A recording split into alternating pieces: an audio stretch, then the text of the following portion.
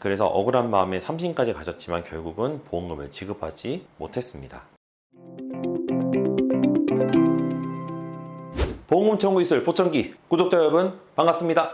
자, 오늘 이 시간에는 내 상식과 다르게 선고되는 판례들을 알아보도록 하겠습니다. 사실 보험상 분쟁은 굉장히 많이 일어나죠. 근데 분쟁 해결이 잘 안 되면 소송까지 가잖아요. 근데 소송 준비를 하면 판례를 찾아보게 되는데 판례 찾다 보면 내가 생각했던 것과는 좀 다르게 선고되는 판례들이 생각보다 많아요. 그래서 오늘은 이런 판례들을 좀 알아보도록 하겠습니다. 개인보험 보시면 질병으로 후유장애가 발생했을 경우 질병 후유장애 보험금을 청구해서 지급받을 수가 있습니다. 질병 후유장애 담보죠. 그래서 저희들에게 이런 거 문의를 하시면 저희들은 그렇게 답을 하죠. 주치의에게 후유장애 진단서 발급받아서 청구해 보십시오. 안 되면 그때 찾아오십시오 라고 저희가 안내를 드리는데, 그러면 궁금한 점이 하나 있습니다. 질병 후유장애 보험금은 청구만 했다 하면 무조건 지급이 되는 걸까요? 정답은 꼭 그렇지는 않다입니다. 오늘은 판례 중에서 실제로 질병 후유장애 보험금을 지급하지 말라고 판결한 그런 사례를 살펴볼게요. 자, 이 판례는 질병 후유장애, 질병으로 인공관절 치환술을 시행한 환자가 질병 후유장애를 청구했는데 법원에서는 지급하지 말라고 판결한 그런 사례입니다. 그래서 환자분이 억울해서 1심, 2심, 3심까지 갔는데 결국은 보험금을 받지 못했어요. 어떻게 된 일인지 자세히 알아보겠습니다. 자, 환자분은 2011년 11월 18일 보험가입 하셨어요. 그 보험가입 내용을 잘 살펴보면 질병 50% 이상 후유장애가 발생했을 경우 후유장애 보험금으로 20년간 매년 1,000만 원을 지급한다 라고 돼 있는데, 20년간 1,000만 원이니까 보험금 합계는 2억 원입니다. 그리고 얼마 안 돼서 1월 25일에 우측 술관절의 통증을 느꼈고, 그 다음에 같은 해 4월 21일에는 양측 술관절의 통증을 느낍니다. 좌측도 뭔가 망가진 거죠. 그래서 의사가 진료를 해보고 진단을 해줍니다. 요렇게요.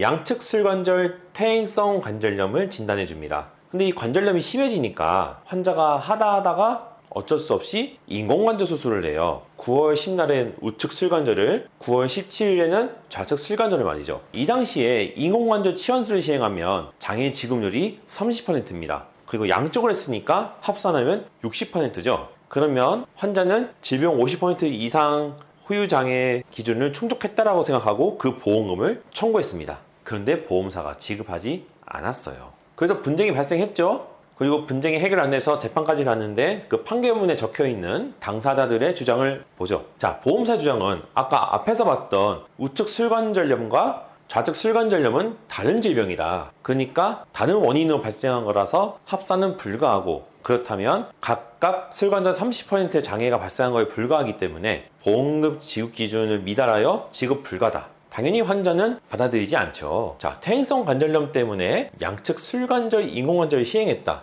근거는 뭐냐? 의사가 발행한 양측 술관절 관절염 진단 때문이죠. 그러면 같은 질병으로 인공관절을 시행한 거고, 그러면 합산이 가능한 거니까 보험금 지급 대상이다. 보험금 지급해라 라고 했습니다. 그러면 쟁점은 뭐냐? 그 인공관절 두 개가 같은 질병으로 두 가지 이상의 후유장애가 발생한 경우에 해당하는지, 이게 쟁점이었습니다. 이에 대한 법원의 판단을 보시죠. 자, 법원에서는 우선 질병 후유장애의 정의부터 살펴봤어요. 아까 말씀드렸다시피 질병으로 후유장애가 발생하면은 질병 후유장애 보험금을 지급하는데, 자, 이 경우는 후유장애가 두 개 발생했죠. 그러니까 같은 질병으로 두 가지 이상의 후유장애가 생긴 경우에도 보험금을 지급합니다. 이때 두 가지 이상의 후유장애가 동일한 질병을 원인으로 하여 생긴 것, 그리고 각 후유장애와 질병 사이의 연관성 혹은 인과관계가 인정된 경우에는 후유장애 보험금을 지급합니다. 그런데 각 후유장애 병명이 동일하거나 발병 원인이 동일하더라도 그 발병 원인이 동일한 기회에 발생한 것이 아닌 경우, 이 경우는 이 문구대로 후유장애가 생긴 경우라 인정하지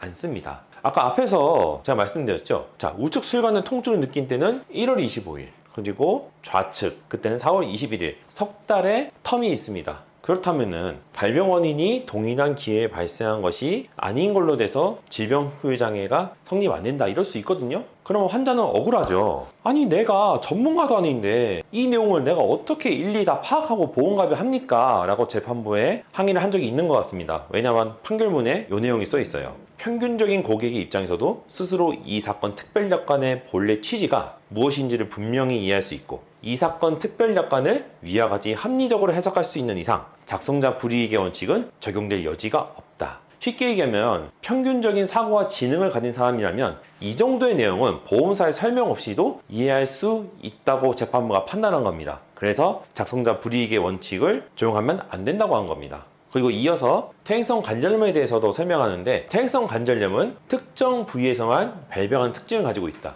이것이 류머티스 관절염처럼 몸의 여러 관절 부위에 다발성으로 발생하는 관절염은 아니다. 그 얘기는 뭐냐면 특정 관절의 관절염이 발생했다 하여 다른 관절의 관절염과도 인과관계가 있느냐? 그건 아니다라는 겁니다. 좀 더 쉽게 얘기하면 우측 술관절에 관절염이 발생했다고 해서 그게 좌측 술관절 관절염과 관계가 있느냐? 없다는 겁니다. 그래서 이렇게 두 가지를 판시해요. 자, 진단명은 두 관절염을 한꺼번에 기재한 것일 뿐 같은 질병으로 보기는 어렵다. 그리고 피고가 같은 질병으로 양 술관절에 관절염이 발생한 것으로 해석하게 되면 어떤 일이 벌어지느냐? 여러 신체 부위의 관절염이 상당한 시차를 두고 발생하거나 발병 부위의 유사성이 없는 경우에도 모두 합산해야 된다. 아까 앞에서 봤죠? 석 달의 간격이 있었잖아요. 그런 경우에도 합산을 해야 되는데 이것은 불합리하다라는 것이죠. 그래서 결론은 같은 질병으로 두 가지 이상의 후유장애가 생긴 경우에 해당하지 않는다라고 봄이 상당하다. 그러면 어떻게 되죠? 합산할 수 없으니까 보험금 지급 기준에 미달해서 보험금 지급이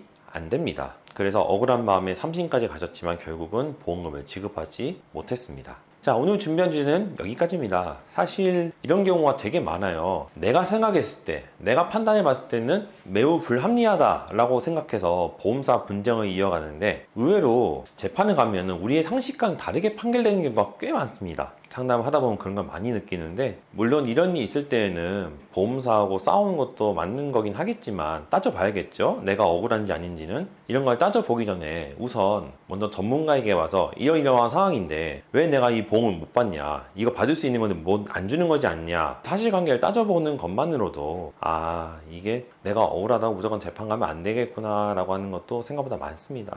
그래서 뭔가 억울한 일을 당했을 때는 일단 전문가에게 봐서 내가 생각하고 있는 상식이 합당한지, 그래서 보험사랑 분쟁 절차를 밟으면 내가 이길 수 있는지를 판단하는 것도 매우 중요하다 하겠습니다. 저희 보험금 청구에서 보청기는요 매일 아침 8시에 업로드가 되니까요, 내용 보시고 좀 유익했다, 미처 생각지 못했던 거다 이런 생각이 드시면 구독과 좋아요 부탁드리고요. 다음번엔 좀 더 유익한 보험 이야기로 여러분을 찾아뵙겠습니다. 구독자 여러분 감사합니다.